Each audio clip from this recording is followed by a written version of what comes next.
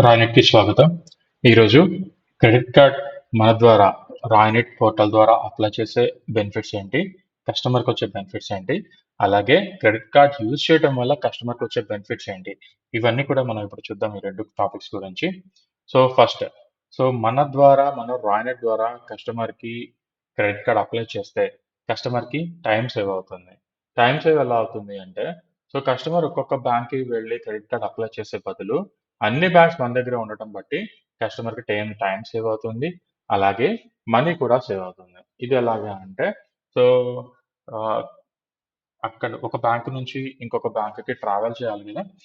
దానికి fuel charges కూడా మిగులుతాయి. అలాగే మనకున్న దానిలో బెస్ట్ కార్డ్స్ అనేవి కస్టమర్‌కి మనం సజెస్ట్ చేయొచ్చు. అలాగే బెస్ట్ ఆఫర్స్ కూడా మన దగ్గరున్నాయి. ఒక్కొక్క కార్డ్‌కి ఒక్కొక్క ఆఫర్ ఉండడం జరుగుతుంది. సో, కస్టమర్ యొక్క ఎలిజిబిలిటీని బట్టి మనకి మల్టిపుల్ బ్రాండ్స్ యొక్క కార్డ్స్ అనేవి అక్కడ డిస్‌ప్లే అవ్వడం జరుగుతుంది. దానికున్న బెనిఫిట్స్‌ని బట్టి మనం కస్టమర్‌కి క్లియర్‌గా ఎక్స్‌ప్లెయిన్ చేసి దాని ద్వారా మనకు కస్టమర్‌కి మనం క్రెడిట్ కార్డ్ అప్లై చేయొచ్చు. దీనికి ఎటువంటి చార్జెస్ అనేవి ఏమీ లేవు. ఒక బ్యాంక్ నుంచి ఇంకొక బ్యాంక్‌కి లేకపోతే ఆ బ్యాంక్ కాదంటే ఇంకో బ్యాంక్ కార్డ్ గాని, ఇట్లాగా దీనికి ఎటువంటి చార్జెస్ అయితే ఏమీ లేవు. మనకి లోకల్ ఏజెంట్ సపోర్ట్ ఉంటుంది. At the same time customer ఏం చేస్తారంటే ఇందాక మనం చెప్పుకున్నట్లుగా ఒక బ్యాంక్ దగ్గర అప్లై చేసినప్పుడు కస్టమర్‌కి ఎంక్వైరీ పడటం జరుగుతుంది. అలాగే మళ్ళీ ఇంకొక ఎంక్వైరీ చేస్తే ఇంకొక ఎంక్వైరీ పడిద్ది. వేరే బ్యాంక్‌లో ఎంక్వైరీ చేస్తే.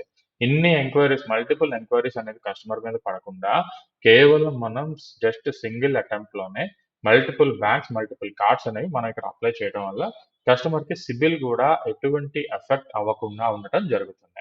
ఓకేనా? సిబిల్‌కి పాయింట్స్ ఎటువంటివి ఏమి తగ్గవు.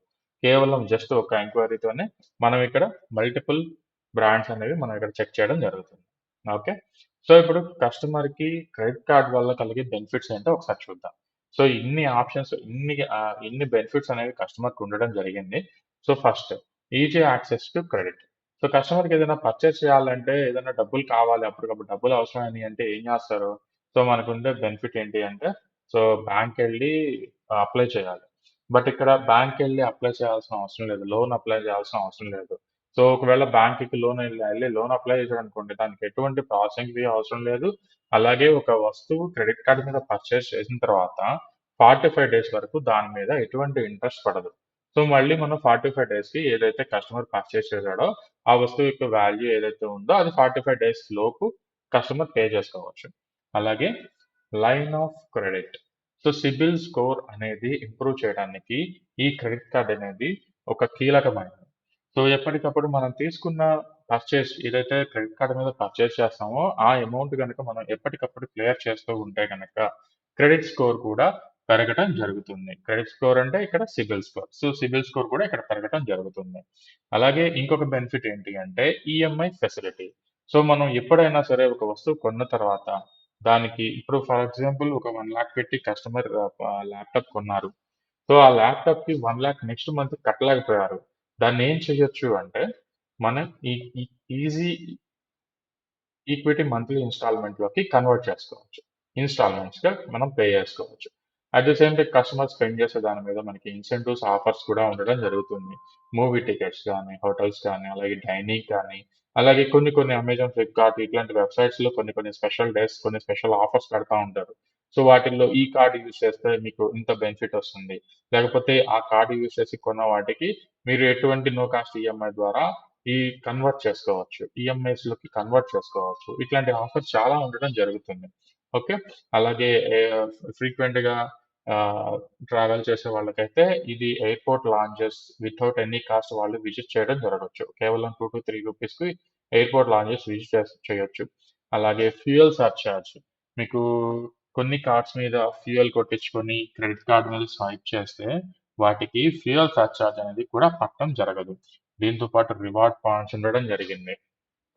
మీరు పర్చేస్ చేసిన దాని మీద మీకు మళ్ళీ రివార్డ్ పాయింట్స్ రావడమే కాకుండా, ఆ రివార్డ్ పాయింట్స్‌ని మీరు ఇంకేదన్నా వస్తువు కొనడానికి యూజ్ చేసుకోవచ్చు. అలాగే కొన్ని కార్డ్స్‌లో అయితే మీరు బిల్ పేమెంట్‌కి కూడా మీకు ఆ రివార్డ్ పాయింట్స్ అనేవి యాడ్ అవ్వడం జరుగుతుంది. ఓకే. అలాగే మీరు ఎక్స్‌పెన్సెస్ ఏవైతే మీరు ఖర్చు చేస్తారో ప్రతి దానికి గూడా మనం ఇక్కడ మీ యాప్‌లో ఏదైతే క్రెడిట్ కార్డ్‌కి సంబంధించిన యాప్‌లో చెక్ చేసుకోవచ్చు. అలాగే స్పెండ్ అనలైజర్ అనే ఆప్షన్ గూడా ఉండటం జరుగుతుంది. అసలు దేనికి ఎంటర్‌టైన్‌మెంట్‌కి ఎంత ఖర్చు పెడుతున్నారు? లేకపోతే ఏదైనా పర్చేస్ కింద పెడుతున్నారు, ఇట్లాంటివన్నీ కూడా మీరు అందులో స్పెండ్ చేయొచ్చు, చెక్ చేసుకోవచ్చు ఎప్పటికప్పుడు. కొన్ని కార్డ్స్ అయితే మీకు పర్చేస్ ప్రొటెక్షన్ ప్లాన్ కూడా ఇవ్వడం జరుగుతుంది. ఇదేంటంటే నథింగ్ బట్ ఇన్సూరెన్స్. కార్డుకి సంబంధించి కార్డ్ లాస్ట్ అయినా, డ్యామేజ్ అయినా, స్టోలెన్ అయినా ఇట్లాంటి వాటి అయిన తర్వాత వాటి మీద అయ్యే పర్చేసెస్కి ఇన్సూరెన్స్ అనేది కవర్ అవ్వడం జరుగుతుంది. ఓకే, సో ఇవి ఇంతవరకు కస్టమర్కి నేను మళ్ళీ చెప్తున్నాను.